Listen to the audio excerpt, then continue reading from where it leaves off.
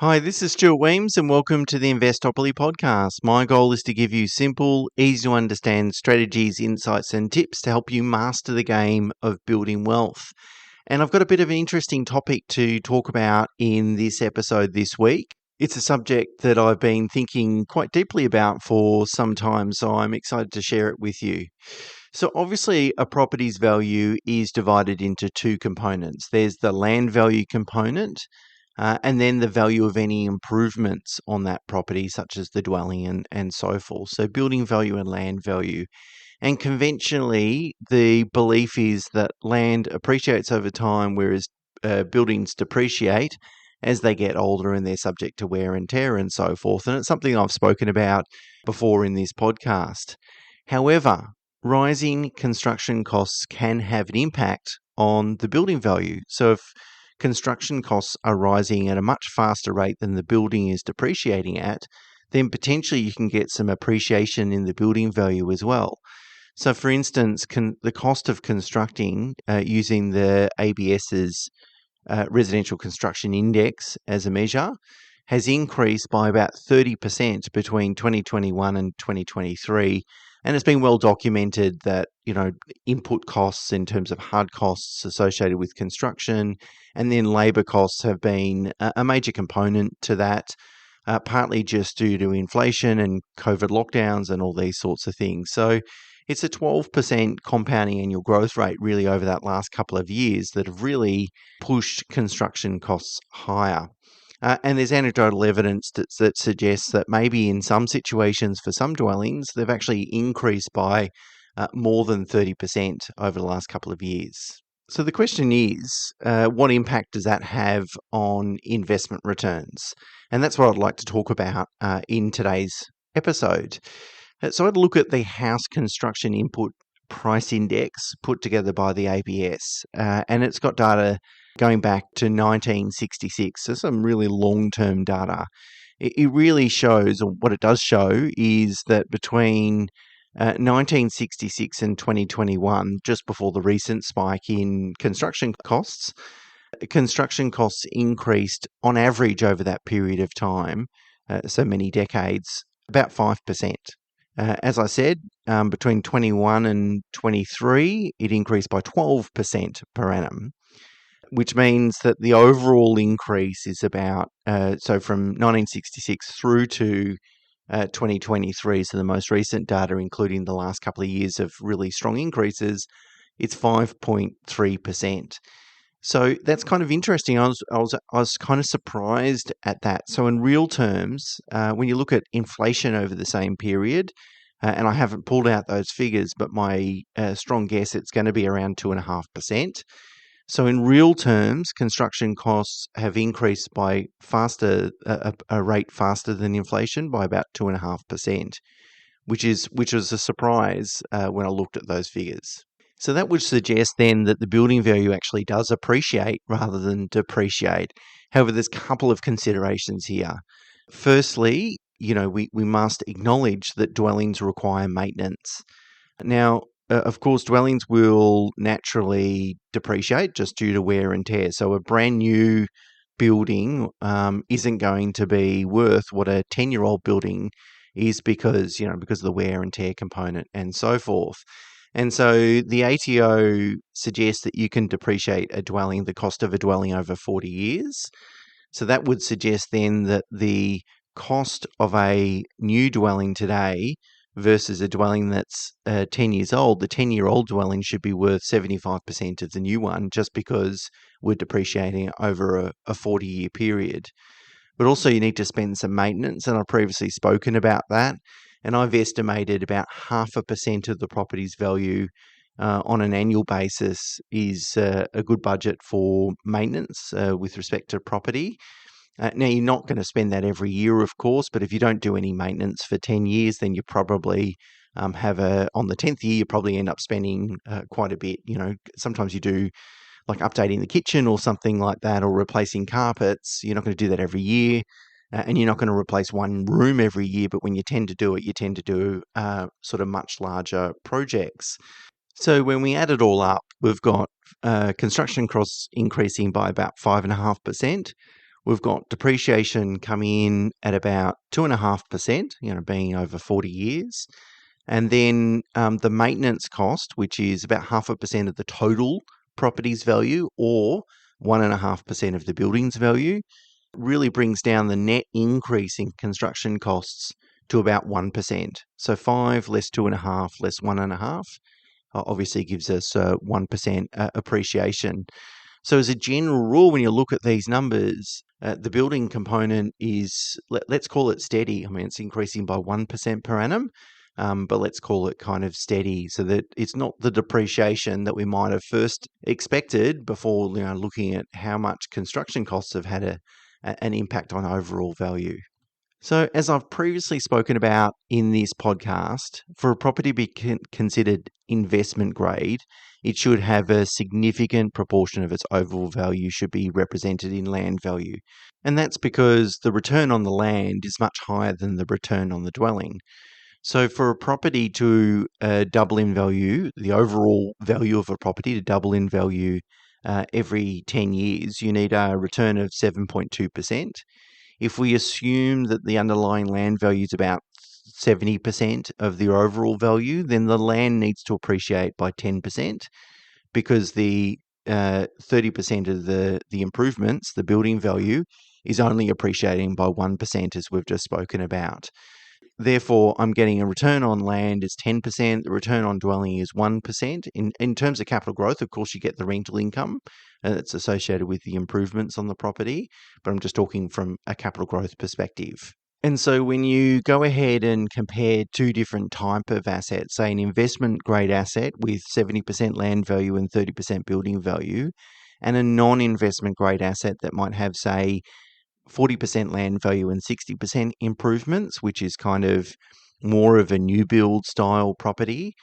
When you multiply and add in the higher rental yield that you'll get from the property that has a higher building value component, so the non-investment grade asset, when you do all the numbers on that, you're looking at, on an average return, including capital growth and rental income, of about $80,000 a year on the investment grade asset and about $62,000 a year on the non-investment grade asset.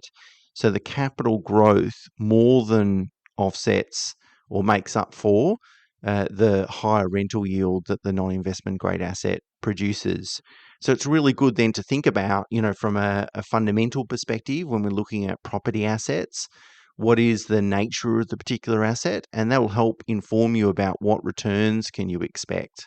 Now, I should point out that that's really glossing over a very important factor, which is the power of compounding capital growth. So whilst I might look at the capital growth in one particular year and make a comparison, that difference compounds over time. And so where an investment grade asset, it's reasonable to expect that it will double in value every 10 years. On average, every 10 years. It might not do that every 10 years, but if you hold a property for 30 years, it should have doubled a couple of times over that holding period. Whereas a non-investment grade asset is going to take 15 to 16 years to double just because it has a lower land value proportion, and therefore you can expect a lower compounding capital growth rate. And so it's not hard then to work out, well, if one's doubling every 10 and one's doubling every 16 years, it's not hard to work out then in 30 years' time, the investment grade asset is going to be a superior investment. Now, of course, that's not to say that spending money on making improvements to a property is never a good idea. Of course, there's always exceptions to every rule. The rule around buying something that's heavy in land value is something that I would encourage people to think about when first acquiring the asset. But once you have the asset, then it's really around the most efficient use of that property. And sometimes that means spending some money on the improvements. And there's a couple of circumstances in which I would consider doing that. Now, the first one is regular maintenance. Maintenance can never be avoided. It only can be delayed. And if you delay doing maintenance to your property, it's likely that you'll probably spend more in the long run. So maintaining your property so that it's in good condition to minimize vacancies and maximize its value is a good thing to do with your particular asset. So don't scrimp and save or try and avoid on maintenance. The next one is renovation. Investment grade properties tend to have older style accommodation, tends to be more modest, which obviously attracts a lower rental yield. So they don't generate as much income as something with more building value, of course. But that also represents an opportunity to really add value and enhance your investment return. So let me tell you a story about a property that my wife and I own in Brisbane. And we just got notified that the tenants are going to move out. The dwelling's in really basic condition, like the underlying land value of this particular asset would be probably 80% or more of the overall value of the property. So it sort of shows you that the actual house there is really in really poor condition.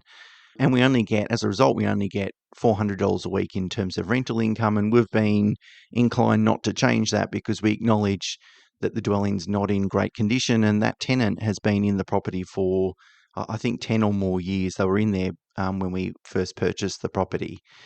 So the tenant's given notice, they're going to move out. And as such, we're going to make some improvements just because it makes financial sense, but also we feel much more comfortable if we're going to present a better quality property to the market. And so we're going to do things like painting, carpets, blinds. We're going to update the kitchen, those sort of cosmetic things that are really going to enhance its value. We expect the cost of the improvements to cost us around about $90,000. And the rental income is projected to increase from $400 a week to $700 a week. So that equates to about a 17% return on our $90,000 investment, being about 15 grand of income off $90,000 of investment, of course. So that's a pretty good return on our money, and better than the 10% that the underlying land value might provide us over the long run. The cash flow impact of these improvements is more substantial, since firstly, we'll be able to depreciate the cost, so there'll be a non-cash tax deduction there. And then secondly, we'll be funding the renovations through additional borrowing, so we're not really outlaying the $90,000 of cash. We're going to borrow it. Makes good sense to do that. So we estimate that our after-tax cash flow from this property will increase by about $8,000 a year. So it's not going to change the world, but it does demonstrate. It's a really good example that does demonstrate sometimes spending money on making improvements to the dwelling is not only sensible thing to do, but financially an efficient way to manage your asset. Undercapitalized asset, which we acknowledge it was an undercapitalized asset, but we weren't going to do anything with it while the tenants were still in there, of course.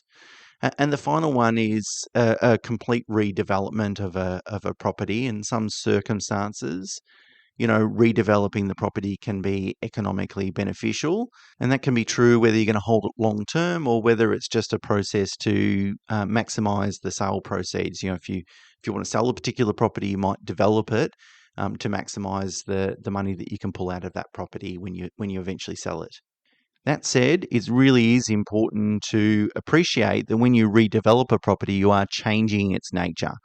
So, you might take what is a land-heavy property to be an improvements-heavy property.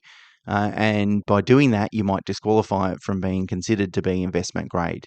Now, it depends on what you're building, and that rule doesn't apply to every single property, of course, but it's something to be really mindful of. As a result, if you're going to do a full redevelopment, maybe it's a case of exiting that investment, or at least reducing your exposure to that investment if you're building multiple dwellings. So that is selling a couple and hanging on to a couple, but something to think about from a long-term investment perspective. So really, to wrap it all up, over the last couple of years, construction costs have spiraled out of control. I think we all acknowledge that. So sometimes when you look at performance, particularly over the shorter term of particular properties, it could invite you to make a mistake or a misconclusion that, hey, this property has actually performed much better. It could be just because of the spiking construction costs rather than the actual fundamentals of the underlying property. And so I still believe that the best thing to do when going out making a property investment is to spend most of your money on the underlying land value, as long as that property is in a location where it's investment grade, that you're buying quality land in a quality location. you're better off to spend the money on that and then maybe make improvements to the property down the track, as opposed to targeting a property that is already heavy in improvement value and lighter on in terms of land value, and then even potentially compromising on the land value component. So I thought it was really interesting to pull apart those construction costs over that multi-decade period to really get an understanding of, hey, okay, construction, the value of a property is possible. The building value could actually appreciate in value, but nowhere near what the underlying land value will do in an investment grade location. Okay, that's it for me for this week. Until next week, bye for now.